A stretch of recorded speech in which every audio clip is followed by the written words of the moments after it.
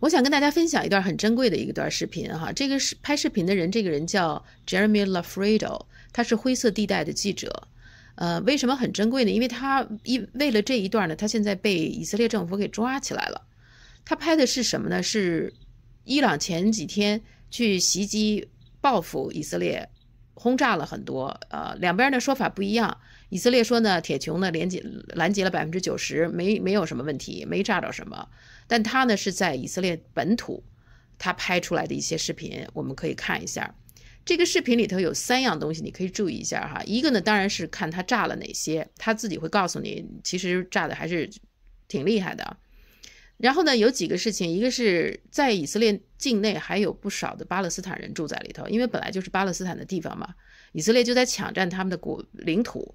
那么有些人呢就走了，有些人呢走不了，以色列是想把他们赶走了，他们走不了就还住在那儿。那么以色列就经常的来拆他们的自己造的房子，所以那些房子非常简陋，非常的破旧哈。那是因为没有办法，他们就用很简单的建筑材料造起来的。那即使这样的，以色列还经常的去拆他们的。然后呢，碰到这种爆炸呀、这种轰炸呀什么这种东西呢，以色列政府是一点也不给他们提供任何保护的，他们呢就只能是自己去找什么桥底下呀、学校里面藏在里面保护自己还有一个就是他其实是找到了有一块地方是炸的呢，是很明显的是离那个摩萨德的总部只有1000英尺的地方，那块呢有一个炸弹是炸到了。但这个呢是以色列政府坚决不想让外界看到的，因为看来他挺精准的，离那摩萨德的总部很近了，很接近了。而且事实上他们自己以色列经常说哈马斯啦，说真主党啦，他们都经常的是躲在人群当中，躲在居民区里头，其实他自己建的东西也是在居民区里，是用老百姓做掩护的事实上是这样，他也揭露了这一点。然后你到这个大概是在4分钟以后吧，你能看到他那个地方。还有一个是结尾的地方，就是说他们要离开的时候，发现他们的那个 GPS 就不工作了，给他开车的那个应该他做的是个出租车汽车司机，那个 GPS 不工作了，给他们显示的是在他们2个人所在的位置是在约旦的安曼机场，离他们那儿有120英里就等于是胡报道了，胡乱来了，那个 GPS 就是不工作了嘛。那这个肯定也是 GPS 在捣鬼了所以这几点呢，就短短的6分钟你可以看出不少信息在里头，因为它都是一手的当地给你亲自拍出来的，所以呢，以色列政府呢就很生气，他把以色列政府说的很多的那些东西，等于是都给他打假了。因为以色列说我们没有对巴勒斯坦人怎么不好你看得出来轰炸了，连保护都不保护他们。然后呢，那个没有炸到什么，更不要说什么摩萨德的总部了，根本就不可能怎么样拦截了90%什么，你看得出来是假的再有一个就是他那个 GPS 是在那儿就是乱搞他把 GPS 给破坏了，或者就是跟美国说你把 GPS 给我关掉这块地方，或者怎么样搞破坏，就是这个意思。所以呢，他这个6分钟里的信息还是不少的，大家可以看一下，很珍贵因为这个记者他现在被抓了嘛，而且他现在可能起诉他的是间谍，那这个间谍罪在以色列是有可能被判死刑的。他是美国人，美国公民，我觉得死刑应该不至于，但是会关他很多年，可能真是有可能的我们被这位勇敢的记者点赞大家看一下他的作品，他的节目。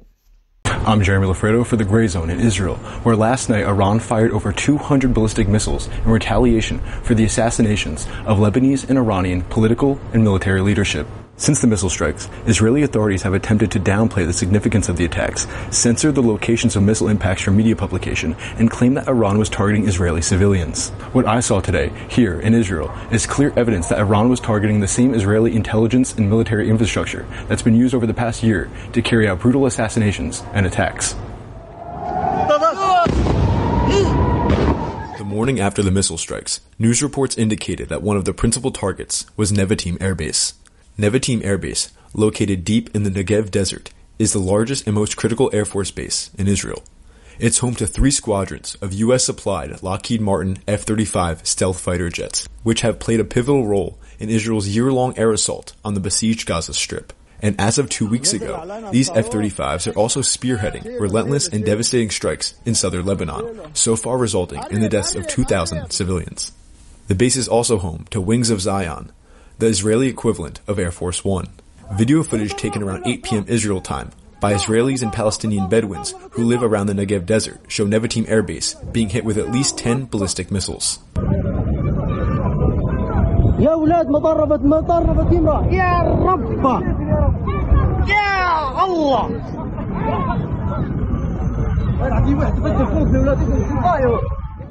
I drove 70 miles south to the highly sensitive Air Force installation, aiming to document the underreported and potentially embarrassing destruction. As I approached the military base, F-35 fighter jets were vertically landing at the base, in all likelihood on their way back from killing, 30 miles away in Gaza or 100 miles away in Lebanon. The road was separated from the base by more than a mile of desert and miles of steel fencing, so seeing any destruction was impossible. In the Negev desert, there are 46 Palestinian Bedouin villages. 80% of these villages are, quote, unrecognized by Israel and face constant demolition orders on any permanent or semi-permanent structure, resulting in most of their homes and buildings being built with light material like plywood or sheet metal. I went village to village asking about the missile strikes. Most Bedouins were suspicious of me, but 2 young men who told me the explosions scared their wives and children claimed they knew where a missile had fallen. They led me there, but they were unwilling to appear on camera due to concerns for their safety.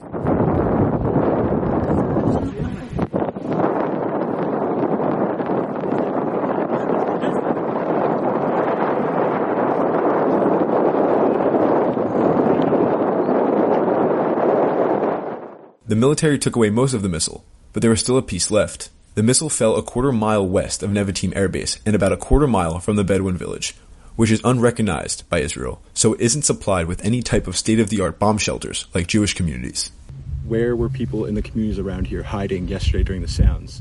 الناس كانت تشرد للمدارس وين ما في ملاجئ أو لوين ما في جسر كانوا يلبدوا تحت الجسر.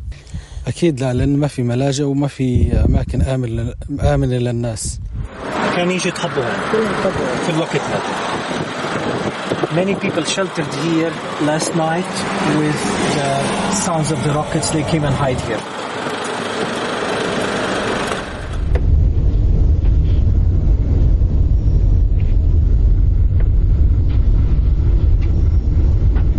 As night fell, I headed to the heart of Israel's military and intelligence operations, Tel Aviv.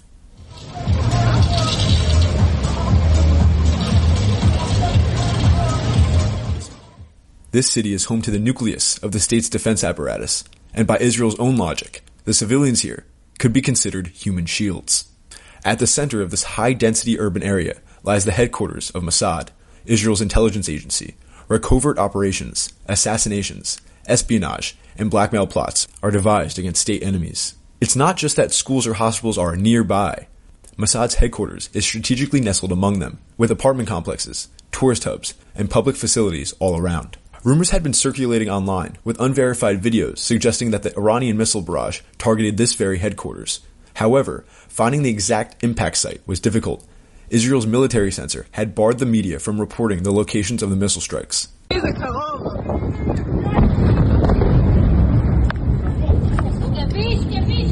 Using visual clues from footage circulating online, I set out to locate where the missile may have landed.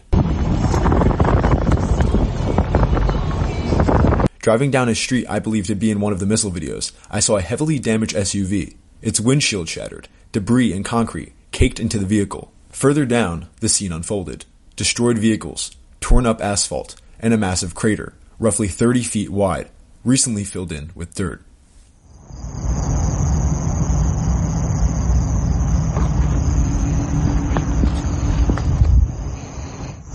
That's the Mossad headquarters. The missile had hit less than 1,000 feet from Mossad headquarters. This information is missing from all Israeli media reports due to the fact it's been officially censored. Right here are the censored coordinates. Given the proximity to what is considered one of the world's most advanced intelligence agencies, it seemed clear that Israel was taking extra precautions to conceal the exact impact location. As we left the area, an unsettling incident occurred. Our cell phones lost GPS functionality. Maps went blank, and then both devices, mine and my taxi driver's, suddenly showed we were at Amman's airport in Jordan, over 120 miles west. For the Gray Zone, in Israel, Jeremy Lafredo.